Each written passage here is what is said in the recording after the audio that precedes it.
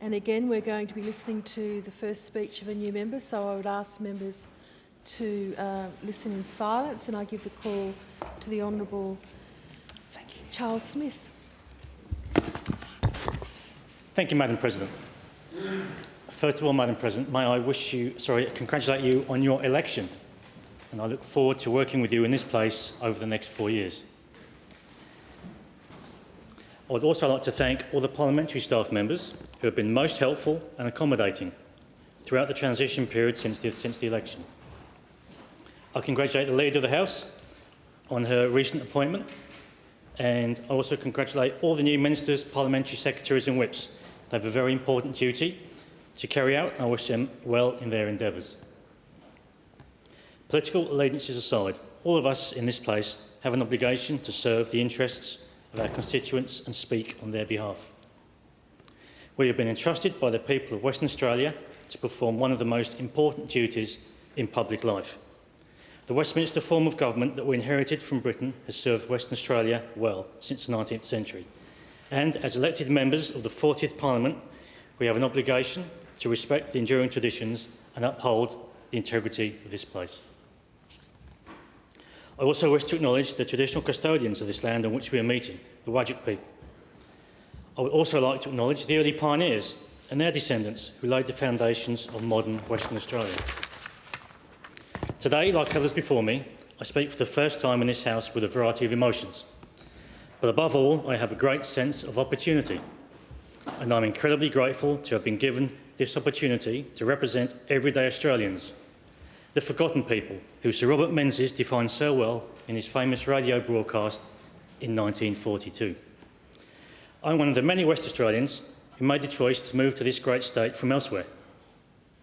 I was born in a small market town called Hitchin in North Hertfordshire in the UK, about 60 kilometres north of London. I would like to take this early opportunity to acknowledge my parents who instilled in me, although of course a young man doesn't realise it at the time, a good sense of right and wrong, and later on a sense of wonder and inquiry. They are and continue to be the most wonderful parents any child and man could hope for. Unfortunately, they can't be here today, but they may be watching in the UK through the modern wonders of the interwebs on the parliamentary live streaming service, and this is a victory for them as it is for me. And if so, I would like to say to them that I'm so very happy for you to see me here today serving the West Australian people at the very highest level. In the UK, I became a qualified biologist and a student of crop protection, studying at the Scottish Agriculture College. However, as I'm sure all members can attest, career paths are seldom linear or follow predetermined plans. In the early 1990s, employment in the UK was very hard to come by, very similar to WA at the present time, and I fortuitously fell into the world of banking and investment. Here I became fascinated by the global financial and commodity markets with its combination of risk and analysis at the forefront of making informed decisions. It is truly exciting and awe-inspiring to behold hundreds of thousands of dollars changing hands literally in seconds. While initially riveting and rewarding, I gradually became disillusioned with it all and decided a change in direction in life was needed. Not merely a change in career, but a change of environment. It was at this time that my interest in Australia grew, and I began to seriously examine the possibility of emigrating to the other side of the globe. In many respects, I was following a great tradition. Millions of people from the British Isles have moved to this land over the last few centuries, seeking to build a new life in a country with boundless potential. I arrived in Perth from the UK in January 2005 with my wife and baby son, straight into the rather confronting heat of the southern sun. I came with a sense of renewal and a fresh opportunity of what lay before me. We had never been to Perth before, or even Australia. I've always taken calculated risks, and living with the regret of not knowing what I could have achieved was the driving force in selling up and jumping onto the plane. It turned out to be the most momentous decision in my life, and I am eminently grateful to Western Australia and its people for the opportunities it has afforded my family and I. Coming from the financial industry, I now had ambitions to change my outlook and serve the community. I joined WAPOL in the same year of arrival, and it was a decision that I do not regret in any way, shape or form. I heartily recommend to everybody to live in the shoes of a frontline police officer just for a short time. It will forever change your life and your outlook on life. And I encourage you to go and ride along for at least a week of night shift if you have the fortitude. In January 2007, I shipped out to Kalgoorlie Boulder, where I stayed until 2015.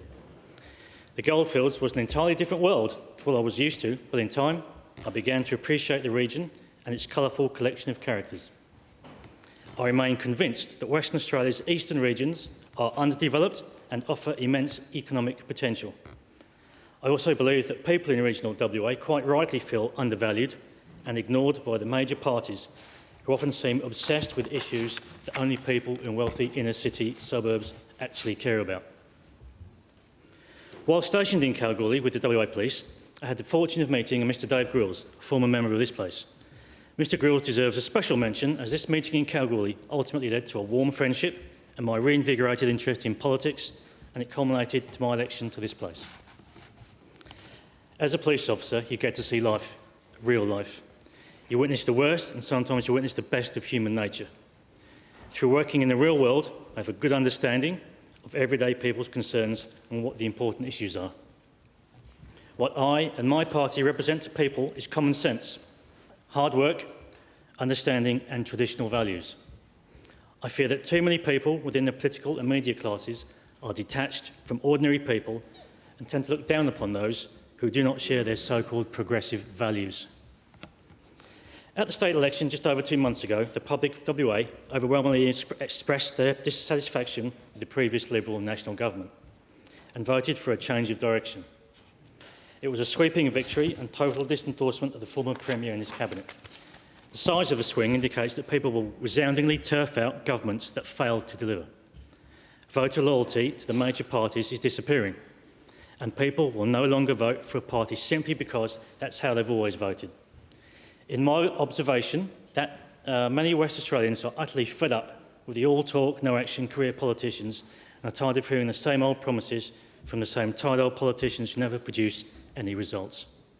I'm here to represent those people, to hold this government to account and to put West Australians first. Those people who realise politics is a battle of ideas, a philosophical contest, and not merely a public relations competition pitting the battle between reason and self-indulgent, self-righteous sentiment, which is divorced from objective reality. Throughout WA, I see strong warning signs of disaffection, malaise and cynicism. A growing chunk of the body politic lack drive and common purpose. Many people feel their country is at risk of losing the values that made it strong and was looked upon with jealous eyes from overseas. Many people feel their country is slipping away, socially and culturally. They notice the decline in community-mindedness and watch as reminders of our Western, Judeo-Christian and British heritage are erased from school curricula and the public sphere. They see growing entrenchment of asymmetrical multiculturalism, consumerism and hyper-individualism. Significantly, they see a society where responsibility and mutuality have been slowly eroded. It's been eroded through unemployment and chronic underemployment in low-paid, insecure work. The healthcare system is creaking at the joints. Our children's education is at risk. Year after year, our children's educational standards tumble down the global tables. Our economy is failing to provide improvements in real living standards. There is fear on the streets. Levels of crime and substance abuse only seem to worsen, and the traditional family unit is falling apart like never before. The social cohesion we used to enjoy is increasingly being replaced by a sense of alienation. Is there any wonder people are fed up with the same all-talk and no-action governments who just look after the few rather than the many? We must rediscover a society based on mutual rights and, most importantly, responsibilities. This is real social justice, where people get something for something. This is the almost forgotten social contract, which sprang from the Age of Enlightenment in the 18th century Europe, from great British philosophers Hobbes, Locke, and also a Frenchman called Rousseau. Simply stated, we have a duty to society where we accept that responsibility to work and to improve ourselves and our communities. To quote Edmund Burke, society is indeed a contract, a partnership not only between those who are living, but between those who are living, those who are dead, and those who are to be born. Mr. Deputy President, it is my view that we have inherited our state and society from previous generations, but do not possess it.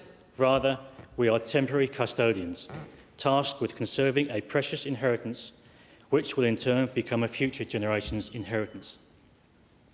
The party I belong to, at its core, wants to generate a culture of service and responsibility, where we all pitch in and work harder and look after not only ourselves, but each other. We know that individuals prosper best with a safe, secure and cohesive society. There's been much commentary, most of it wildly inaccurate, about what One Nation stands for. Our supporters have been demonised and labelled many vile epithets. I would like to now dispel some of the myths about our party.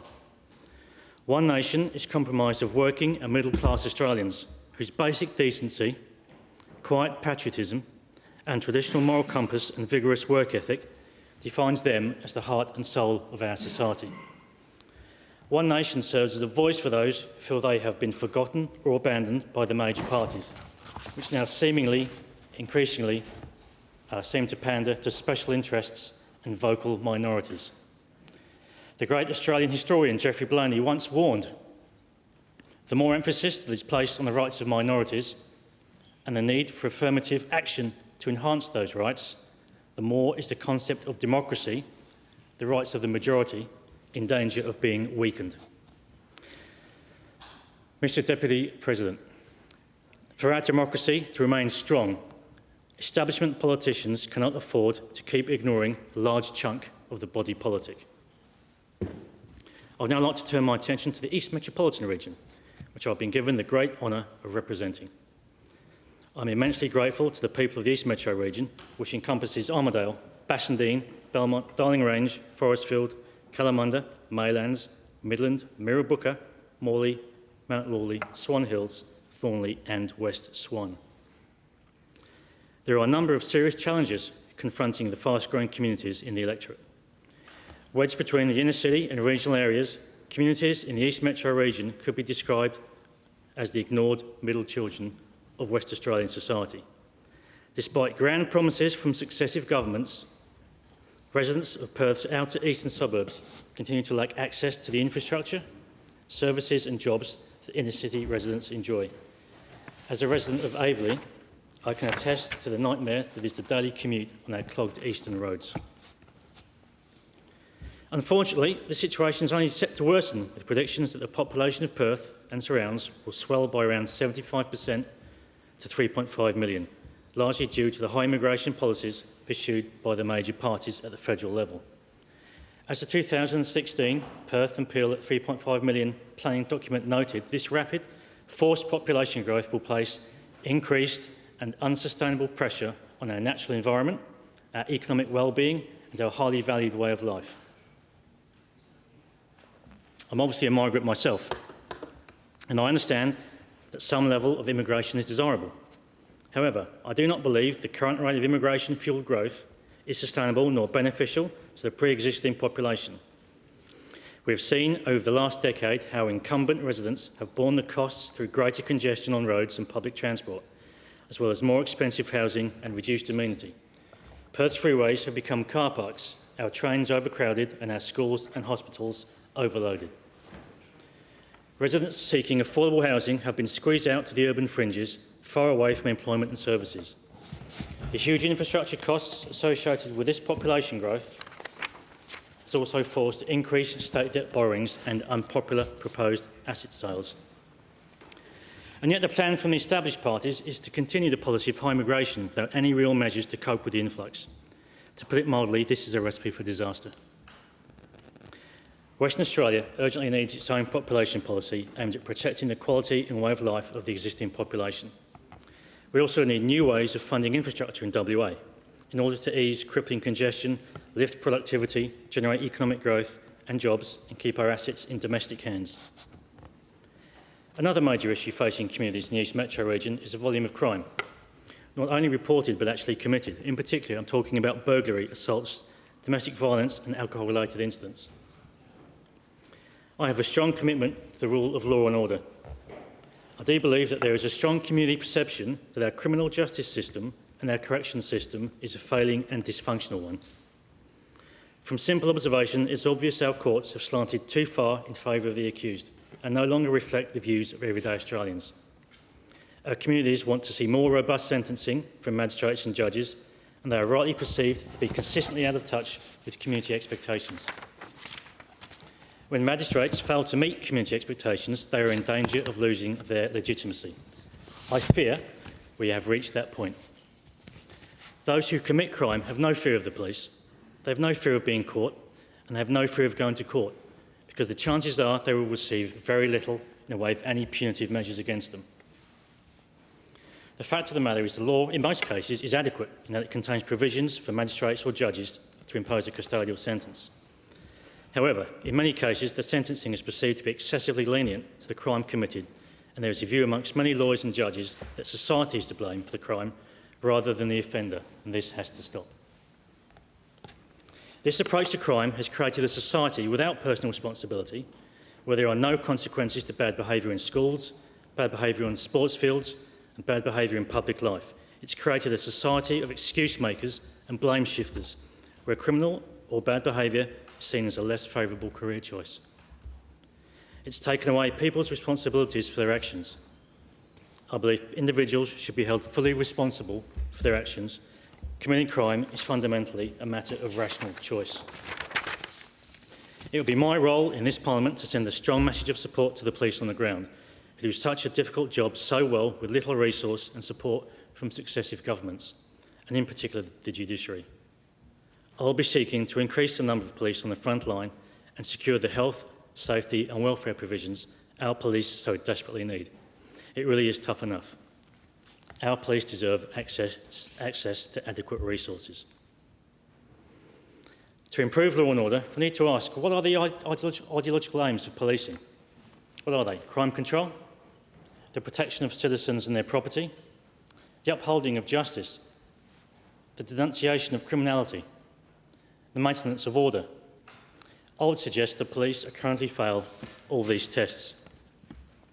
The fact is there is simply not enough police on the streets. It's very, very straightforward. I know of case after case where the police do not even attend the job, or forensic officers do not attend burglaries because of the enormity of the workload and the backlog of jobs. To put it bluntly, the police are in crisis.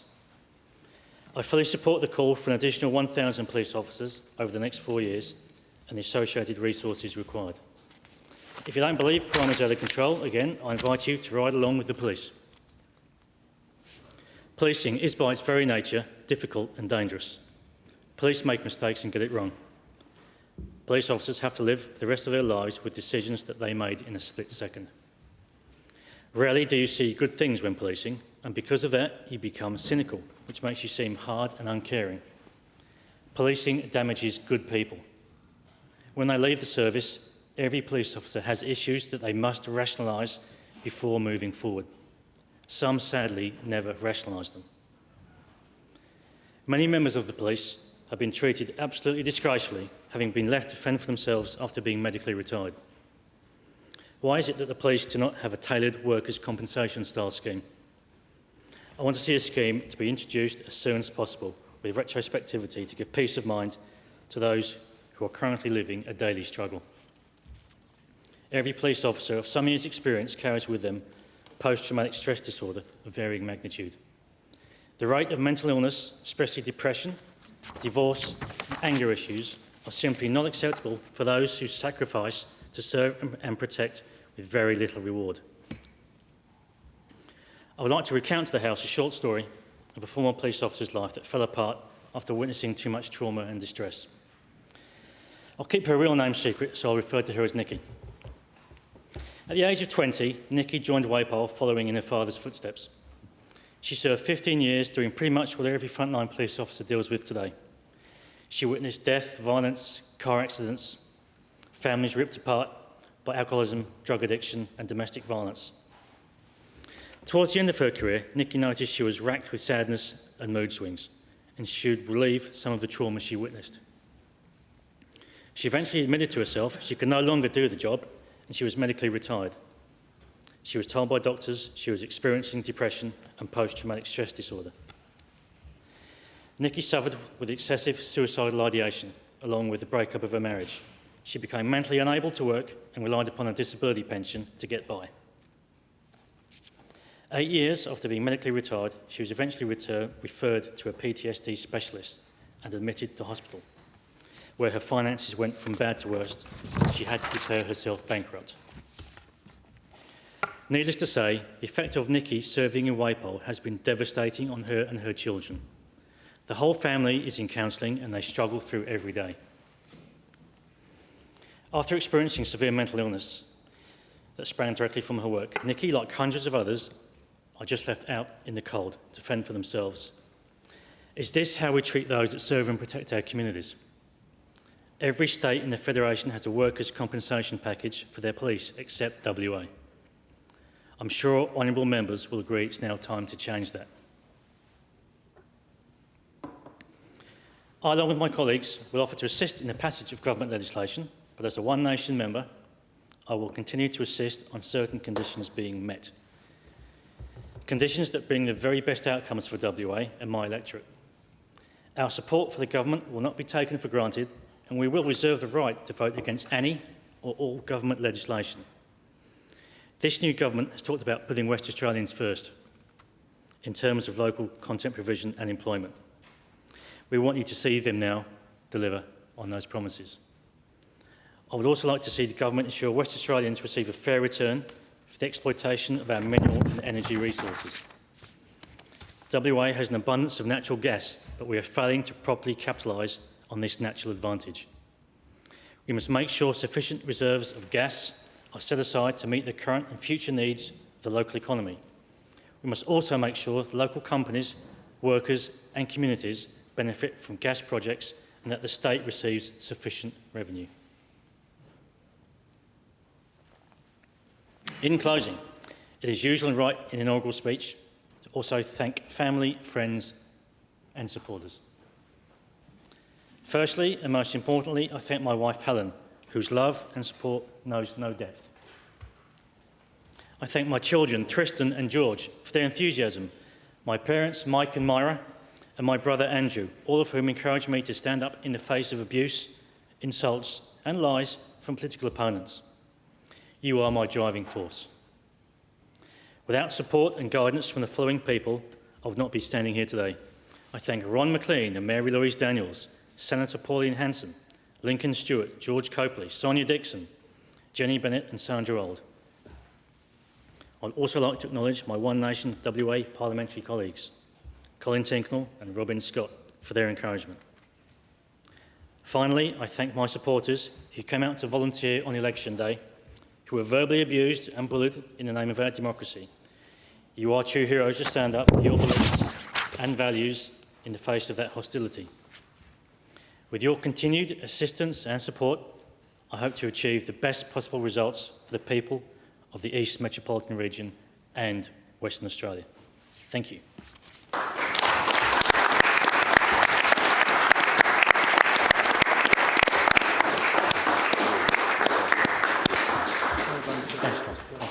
Good job.